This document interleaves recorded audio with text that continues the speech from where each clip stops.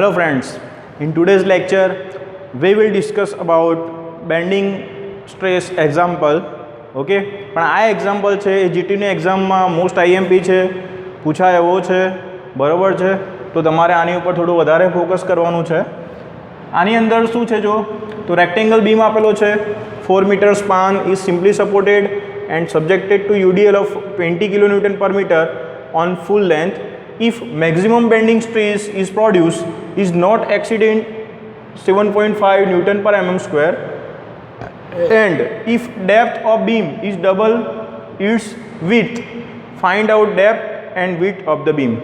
આની અંદર તમને તમારે જે શોધવાનું છે એ જ આપેલું છે, બરાબર છે. આપણે આગળના જે બે એક્ઝામ્પલ જોયા એની અંદર આપણે બેન્ડિંગ સ્ટ્રેસ ફાઇન્ડ આઉટ કરતા હતા, પણ અહીંયા તમને બેન્ડિંગ સ્ટ્રેસ જે છે એ આપેલો છે, બરાબર છે. તો હવે તમારે શું કરવાનું છે, વિડ્થ અને ડેપ્થ બંને શોધવાનું છે. તમને એક રિલેશન આપેલું છે કે ડેપ્થ જે છે એ વિડ્થ કરતાં કેવી છે, ડબલ છે. મીન્સ કે ડી ડેટાનું આપણે કલેક્શન કરીએ અહીંયા, તો અહીંયા સૌથી પહેલાં રેક્ટેંગલ બીમ છે, 4 મીટર લેન્થ આપેલી છે. તો અહીંયા રેક્ટેંગલ બીમનો એલ કેટલું છે, 4 મીટર, એમએમમાં કન્વર્ટ કરીએ તો 4000 mm થશે. એના પછી યુડીએલ આપેલો છે તમને, યુડીએલનું ફૂલ ફોર્મ થશે uniformly distributed load, 20 kilonewton per meter આપેલો છે. ઓકે, અને મેક્સિમમ બેન્ડિંગ સ્ટ્રેસ જે છે એ કેટલો આપેલો છે, સિગ્મા બી તમને આપેલું છે 7.5 Newton per mm square. એના પછી એક બીજું રિલેશન આપેલું છે કે ભાઈ ડેપ્થ એટલે ડી બરાબર એ કેટલી છે, તો 2b બરાબર છે. ડેપ્થ તમને કેટલી આપેલી છે, ડબલ. વિડ્થ કરતાં કેટલી છે, ડબલ. તો આપણે વિડ્થ બી વડે બતાવીએ છીએ, તો એના કરતાં ડેપ્થ કેટલી છે, ડબલ છે. ઓકે, તમારે શું શોધવાનું છે, ડી અને બી ના ડાયમેન્શન. ઓકે, તો ફરીથી આપણે સૌથી પહેલાં શું કરીશું, તો સૌથી પહેલાં આ જે આપણે ડેટા કલેક્ટ કર્યો અને આપણે એક બીમની ફિગરમાં બતાવીશું, બરાબર છે. તમને આપેલો છે યુડીએલ 20 kilonewton per meter. તો અહીંયા યુડીએલ જે છે એ 20 kilonewton per meter છે. લેન્થ આપેલી છે તમને કેટલી આપેલી છે, 4000 mm.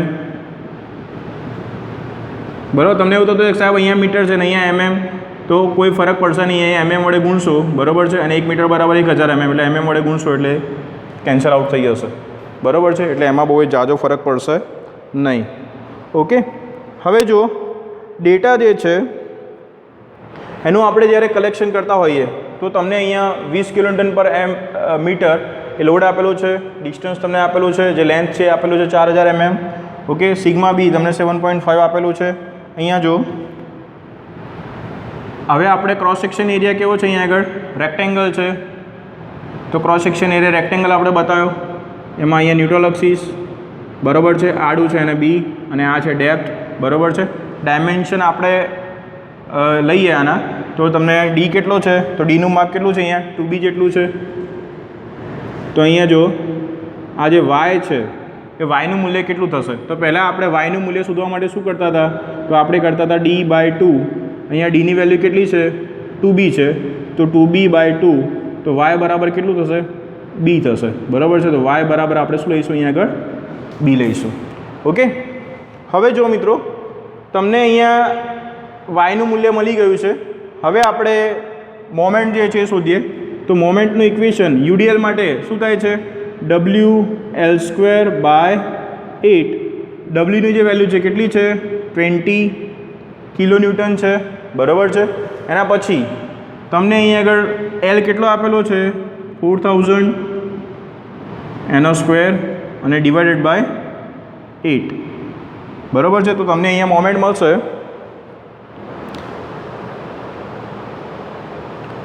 મોમેન્ટની જે વેલ્યુ છે એ તમને મળશે 40 × 10⁶ ન્યૂટન ઇન્ટુ mm. ઓકે, તો 40 × 10⁶ ન્યૂટન ઇન્ટુ mm. ઓકે, હવે જો અહીં આગળ તો તમને બીજા કયા કયા ડેટા આપેલા છે, તો ડી બરાબર તમને આપેલું છે 2b. તમારે ડી અને બી બંને શોધવાનું છે. તો એમ જે છે એ તમને મળી ગયું. હવે આપણે જોઈએ આઈ, મોમેન્ટ ઓફ ઇનર્શિયા આપણે ફાઇન્ડ આઉટ કરીએ તો B D cube divided by 12 થાય છે. અહીંયા આગળ બી ડીનું માપ કેટલું આપેલું છે તો તમને ડી 2b આપેલો છે, તો 2b એનો ક્યુબ અને ડિવાઇડેડ બાય 12. તો એની ઉપરથી તમને આઈ જે છે એનું ઇક્વેશન મળશે. અહીંયા 2નો ક્યુબ કરશો એટલે 8 આવશે. 8 અહીંયા બી અને બી એટલે અહીંયા બીની ક્યુબ છે અને અહીંયા બી છે તો કેટલો થશે બીની 4 ઘાત ડિવાઇડેડ બાય 12. અહીંયા આપણે 4 એ કેટલા આવશે અહીંયા 2 અને અહીંયા 3 તો કેટલું મળશે 2b⁴ ડિવાઇડેડ બાય 3. બરાબર છે. તો આ તમને કોની વેલ્યુ મળી? આઈની વેલ્યુ મળી. ઓકે. તો હવે આપણે એમ અને આઈ તમને મળી ગયું છે. બરાબર છે. તો એની ઉપરથી વાયનું મૂલ્ય પણ તમારી જોડે છે તો એની ઉપરથી આપણે સિગ્મા બી ફાઇન્ડ આઉટ કરીએ.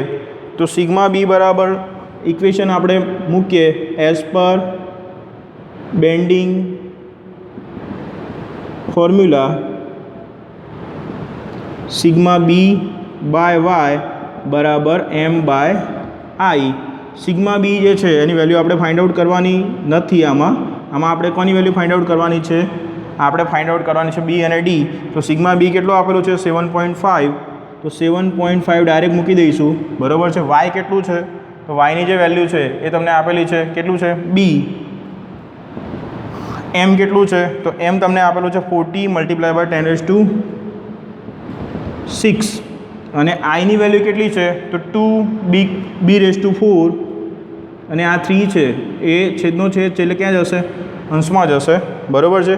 અહીંયા બી જોડે અહીંયા બીની 1 ઘાત જશે તો બી ક્યુબ થઈ જશે. બરાબર છે. 2 અહીં આગળ 20. ઓકે. હવે અહીંયા આપણે બી ક્યુબને કરતાં બનાવીશું. તો બી ક્યુબને તમે કરતાં બનાવો છો તો કેટલો આન્સર આવશે? તો બી ક્યુબને કરતાં બનાવીશું આપણે એટલે બી ક્યુબ અહીંયા છેદમાં છે તો અહીંયા અંશમાં જશે. 7.5 છે એ છેદમાં આવશે. તો 20 × 3 × 10⁶ ડિવાઇડેડ બાય 7.5. તો એની ઉપરથી આપણે આન્સર લાવીશું. તો આપણે શું કરવું પડશે? બંને સાઈડ ઘનમૂળ કરવું પડશે. તો આની ઉપરથી તમને બીની જે વેલ્યુ છે એ મળે છે. બીનો જે આન્સર આવશે એ તમને મળે છે 199.66. 199.66. બરાબર છે. એટલે આપણે નિયર ઇક્વલ ટુ લઈ શકીએ અહીંયા 200. બરાબર છે. તો બીનું વેલ્યુ તમને કેટલી મળે છે? 200 મળે છે. હવે આ બીની જે વેલ્યુ છે એ આપણે શામાં મૂકવાની છે? તો બીની વેલ્યુ આપણે આમાં મૂકીશું તો તમને ડી કેટલો મળશે? તો ડી બરાબર 2b આપેલું છે તમને તો 2 × બી કેટલો છે? 200 તો કેટલું આવશે? 400. તો તમારે જે વેલ્યુ શોધવાની હતી બરાબર એ મળી ગઈ. ડેપ્થ જે છે એ 400 મળ્યું અને આપણે જે શોધવાનું છે વિડ્થ એ તમને કેટલું મળ્યું? 200 mm. ઓકે. અહીંયા યુનિટ જે છે એ ખાસ લખવાના છે. યુનિટ મિસ કરશો તો આન્સર જે છે એ ખોટો આવશે. બરાબર છે. અહીંયા બી 400 mm આવશે. ઓકે. તો આ પ્રમાણે તમારે કેલ્ક્યુલેશન જે છે એ કરવાની છે. વધુ હવે આપણે નેક્સ્ટ લેક્ચરની અંદર જોઈશું.